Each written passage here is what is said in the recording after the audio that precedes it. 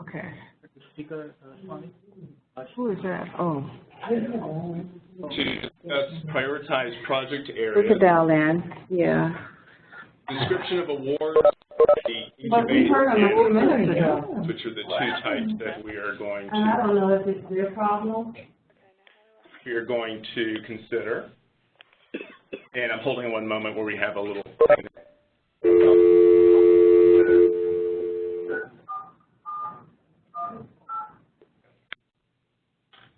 Okay, I think we're good. All right, so hopefully we're back here. We're going to discuss the criteria for consideration, the logic model that we're asking all of the proposers to create for the proposals, the proposal submittal and award details. Then we'll have questions and discussions and a brief conclusion. So as an overview of this, the USG Complete College Georgia Innovation Grants, many of you may be familiar with them from past years or last year, provide early stage funding and support for institutions to initiate and implement high impact projects aligned with the goals of Complete College Georgia. Those goals of Complete College Georgia you're probably familiar with. You can certainly check our website if you want to know a little bit more about those. But for those who are not totally familiar, we do consider the primary goals to be college readiness, improving access and completion for underserved students, shortening the time to degree, restructuring instructional delivery, transforming remediation. So please contact us or check our CCG site if you would like to have some more details on the Complete College Georgia primary goals. This year, our CCG Innovation Grants in this particular funding stream will be somewhat different than they have been in the past. We're working with the USG STEM initiative to provide new implementation and replication projects that are focused upon science, technology, engineering, and math. So we're focusing on the STEM core courses in particular here in Georgia that lead to improved student learning and achievement.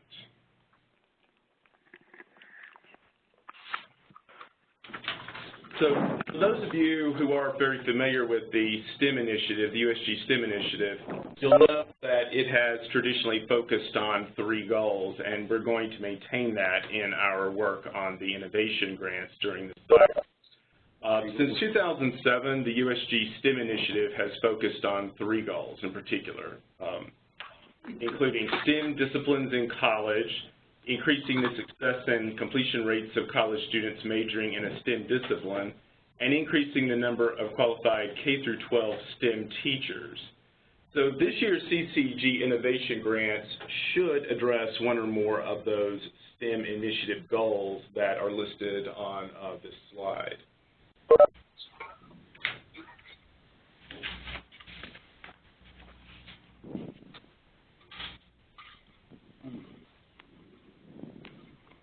All right, so I'm going to turn over now to Brandy Tate and let her tell us a little bit about the description of the awards, and then we'll take questions after we complete this next section.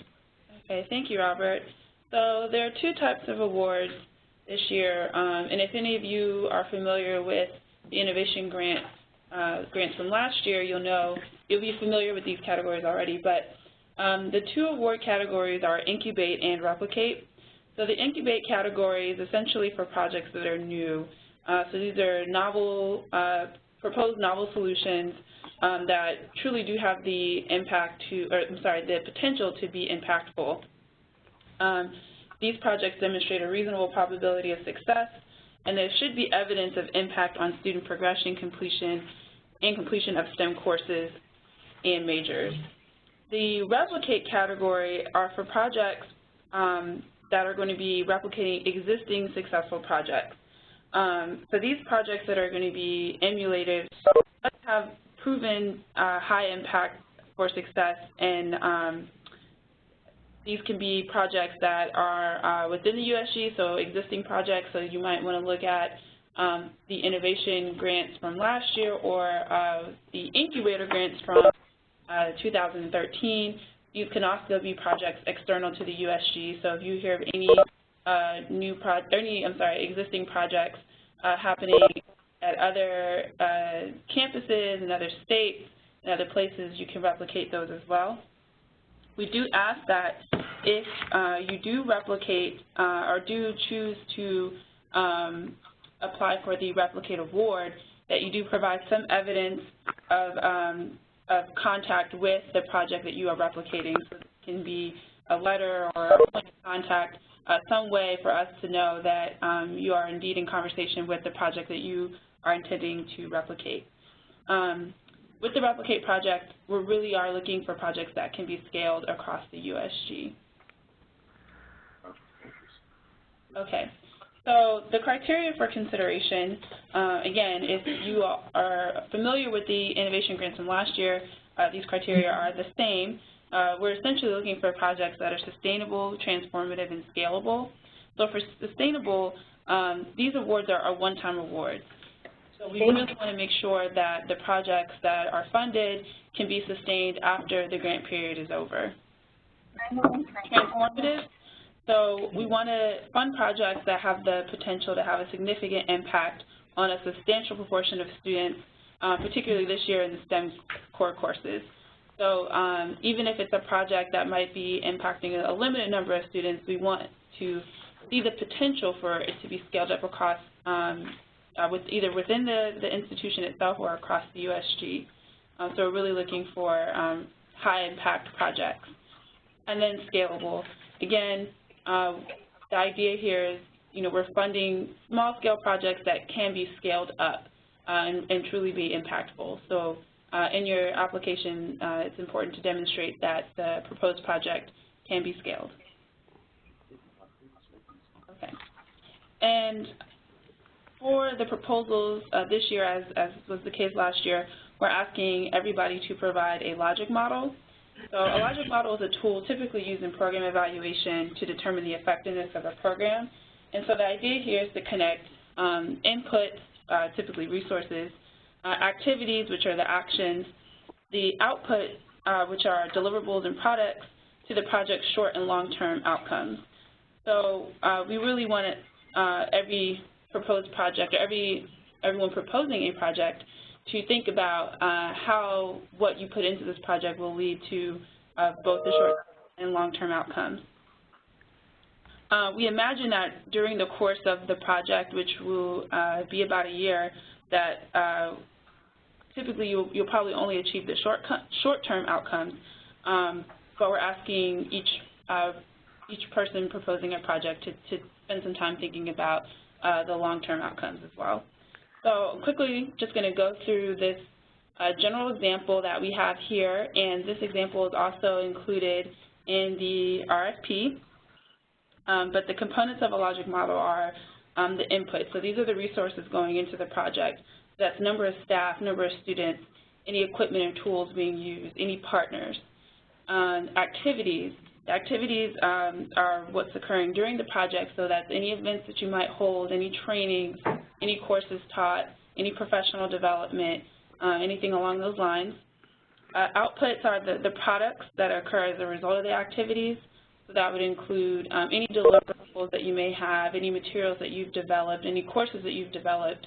If you're doing an open educational resource, any of those resources would fall into the outputs category. And then the short-term outcomes are the immediate results, long-term are the long-term results.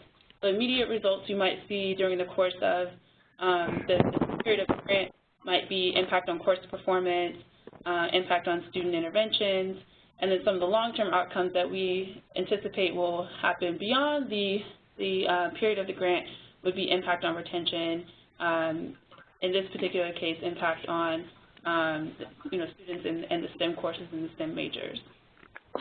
And the idea here is really we want everyone to spend some time visualizing and thinking about the theory of change and thinking about what you're putting into the project now and what you anticipate the outcomes to be. So now I'm going to turn it over to us and talk a little bit more about the proposal details and the actual award. Okay, so like Brittany said, I'm Leslie Ann, and I'm just going to talk to y'all about a few logistics.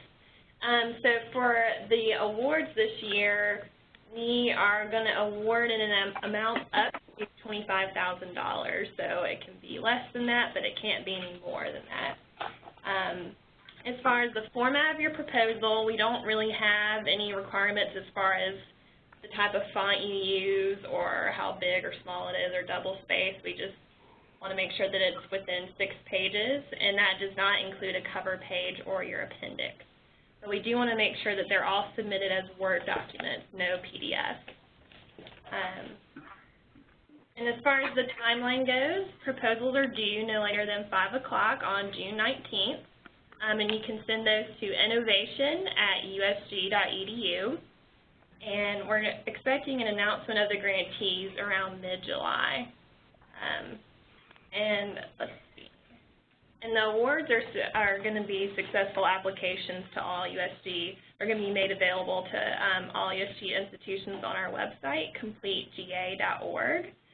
And awardees will benefit from our support and guidance throughout the grant period. So we're looking forward to hearing and your ideas.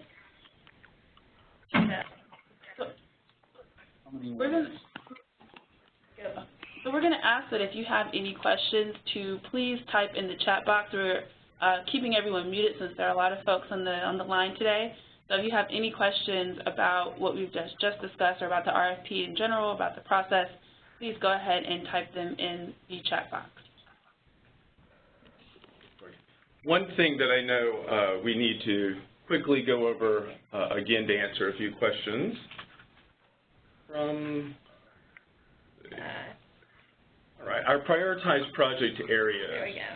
So it should be made understood that projects will be considered if they include new models for learning or high-impact strategies. Those are critical.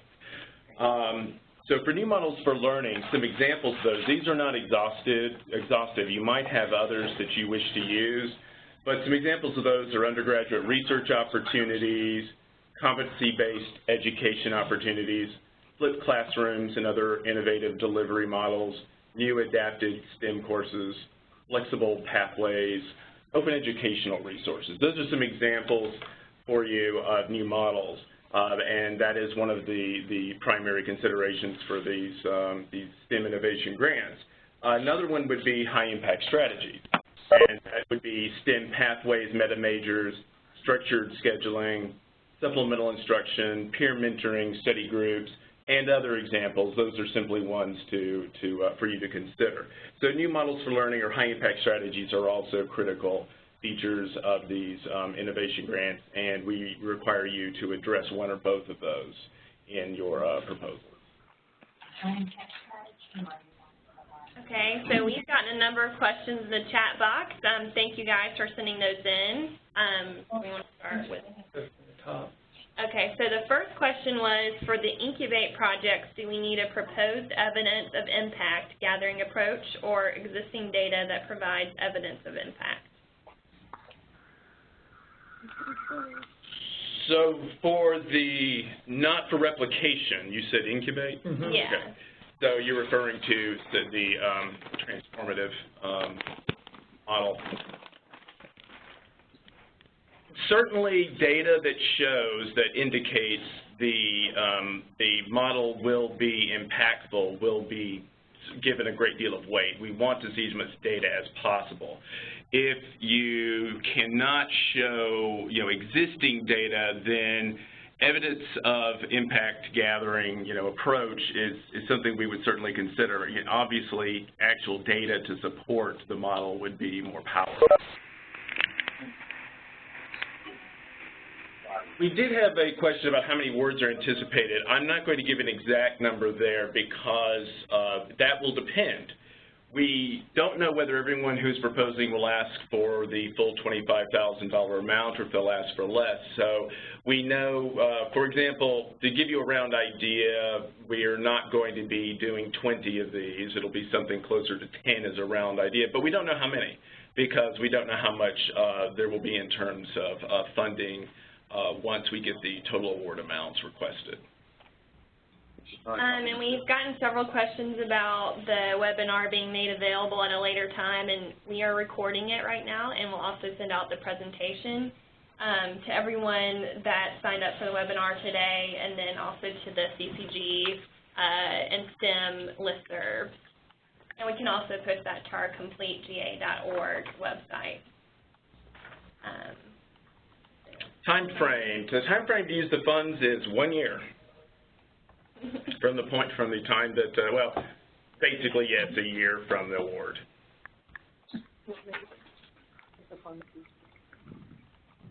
So if you have a project, we have a question here. Do you fund the projects that were funded last year, which will be replicated at other institutions? The short answer to this one is a project from last year that is being replicated could be funded as a replication project, if that makes sense. You would need, of course, obviously, to show that it's being used in a new context, it's being used in a new approach. It would have to show something to kind of prove that you're doing scalable work on the project. But yes, something that was previously funded could be replicated. We had a question about accessing previously funded grant proposals, and you can look at those on the CompleteGA.org website. I think that link is CompleteGA.org/grants. That's right. And you can see the grants that were awarded starting in 2013. 2013. Grants.php. Okay. CompleteGA.org/grants.php. Should be there by year and by category. Yeah. Okay.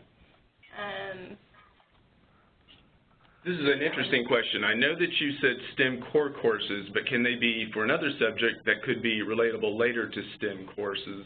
As an example, I have an English faculty member that is suggesting a model for her area that its efficacy could be proven could be applicable to the STEM courses. Given this is STEM initiative funding, it probably would be, I'm not saying it's impossible, it would be difficult to compete in that sense, I would suspect, but I can't give the final word. One important thing to note here is that we're doing this work in collaboration with the USG STEM Initiative, and Sheila Jones, who's the Senior Executive Director here at the USG OEAS, is our partner, and she heads the project that's the source of the funding. So I definitely want to consult on a question like this. She's not able to be with us here today. I think that would be difficult to prove, but if it's a STEAM project, I would like to hear more about it before we gave a definitive answer. And I'll just jump in really quickly to say that this year we funded a project that focused, it was a project that focused on STEM-centric English courses. So I think if you know, there's a project that falls along those lines, if it ties back to STEM in some way, it could be funded. But there does need to be that connection. To add on to that too, if you're going back and looking at the other proposals on the website, just keep in mind that we didn't have the tie to the STEM initiative back then. So just, you know, have that in the back of your head when you're looking at those proposals, that they weren't all, you know, in that kind of focus.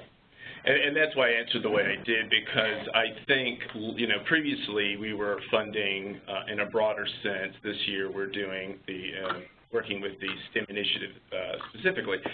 So I don't think it's anything to be ruled out. The tie needs to be proven very closely.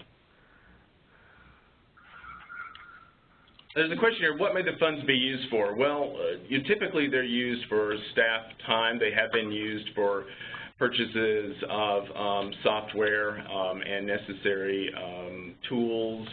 They've been used in particular instances for dissemination where necessary at the end of the project. They're really, I can't see funding of large-scale equipment, but the funds in general are relatively broad, so there are not a great many restrictions upon them. We do ask, though, that you avoid, if you can, asking for funds for overhead costs and overhead flat rate. Again, tying back to the idea that these projects are sustainable, we do want to make sure that they can continue after the grant period ends. So we ask that you, if you can, try to avoid requesting funds for those costs. Those were just the general category.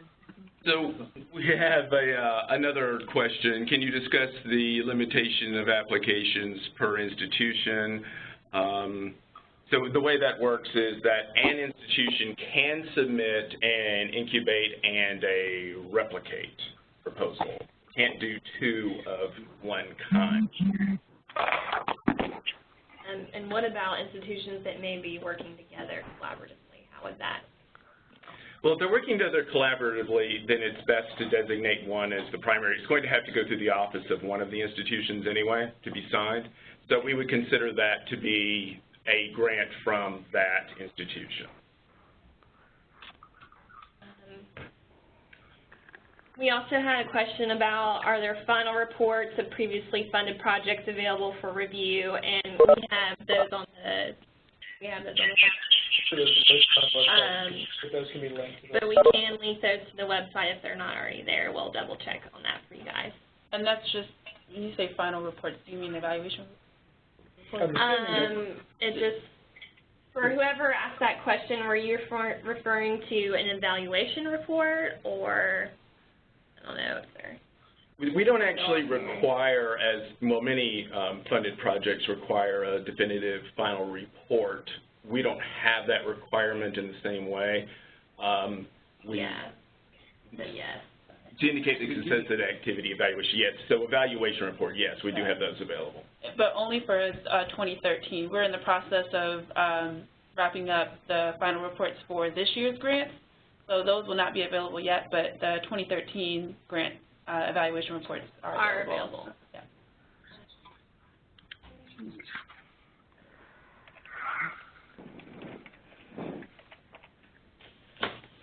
We have a question here that is asking whether the effect of music on general wellness, such as high blood pressure, stress, mental wellness, et cetera, would be considered. So in effect, something that would be innovative in a sense that it's not typically a STEM topic, the use of music. So interdisciplinary projects are not excluded here. As I said, again, this gets into an area where I would definitely like to have our partner who is heading the STEM initiative to be here to help answer this question definitively. If you would like, you can send an email to me, robert.todd@usg.edu, and I'll be glad to speak with Sheila Jones and discuss it. My sense would be, as long as it ties into STEM core courses and could have a broad impact, that it could definitely be considered.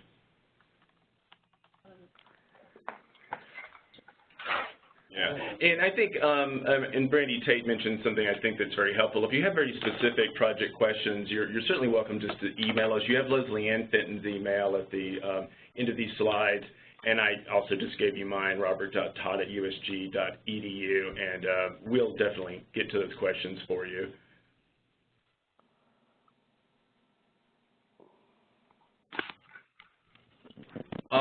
There's another question here. Are health science disciplines considered STEM disciplines for the purposes of this competition? If they involve STEM core courses, then they would be applicable. If they're not part of STEM core courses, then they would not be. Define STEM core courses. For STEM majors, too. Yeah. You want to address the question about the multi-institutional Yeah, and one question we've had that we definitely want to discuss is, someone asked whether collaborations or multi-institutional proposals would be considered, and the answer to that is yes. Actually, an effort by more than one institution would be welcome, because we want to see collaboration. We want to see alliances between those who are working with the STEM initiative funding.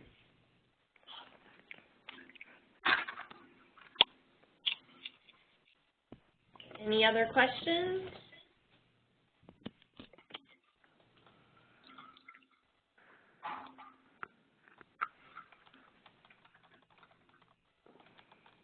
Okay, I don't see any others popping up right now. Wait a minute, let's see. Leslie Ann. Okay, if you want further details or if you have any other project-specific questions, you can email me. My email is leslie.fenton@usg.edu, and that's spelled LESLEY.FENTON@usg.edu. And I believe it's also on the last slide here in the webinar, correct? I don't think Or is that the innovation address? Yeah. And you can also, that innovation address, I misspoke earlier, Yeah, that's actually the innovation address on the last slide of the last contact slide of the webinar. That one will also come to us. So you can also email us at that address, which is innovation@usg.edu, and probably easier to remember than all these names.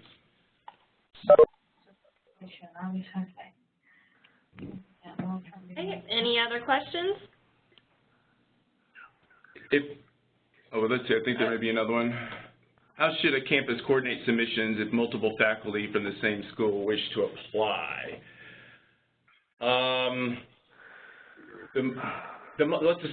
If that is multiple faculty wish to apply for the same, like incubate effort or the same replicate effort, then they would need to coordinate among themselves. And you'll see in the RFP that we've listed the signature from the university that needs to be there for consideration.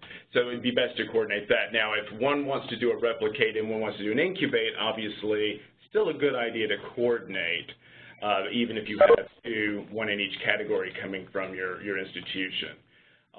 They all will need to go through the same office, though, as you'll see in the RFP, so that basically limits multiple submissions, or at least it should, beyond the amount that we have allowed.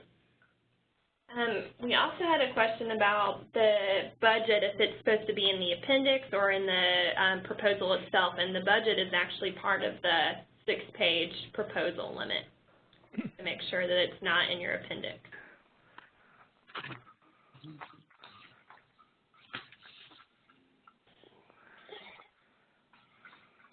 And we also had a comment. Did you address that?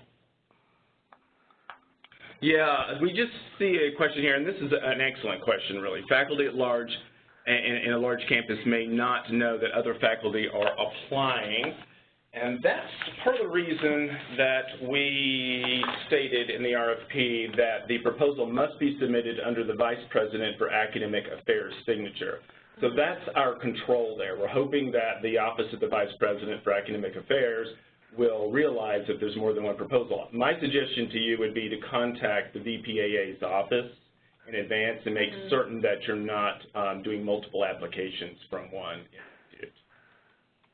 And be sure, I mean, this goes without saying, but be sure to do that well in advance of the June 19th deadline.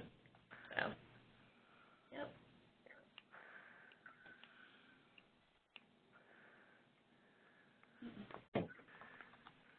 So if I don't see any more questions here, we don't want to take up more of your time.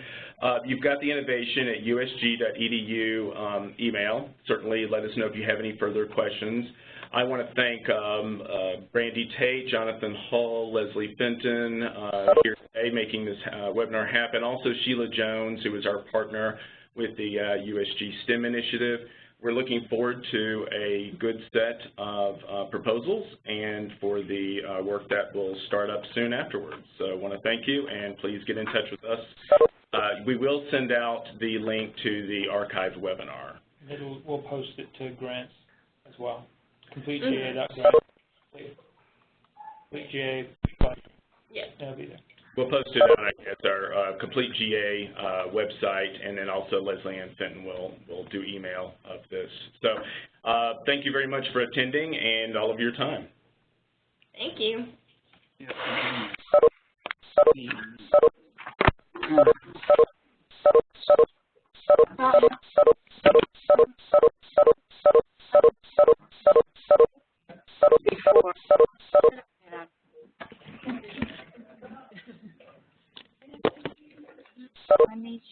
Thank you for Georgia, Texas. We're supposed to have done great, but I'm not sure that that GT2100 would fall meet that.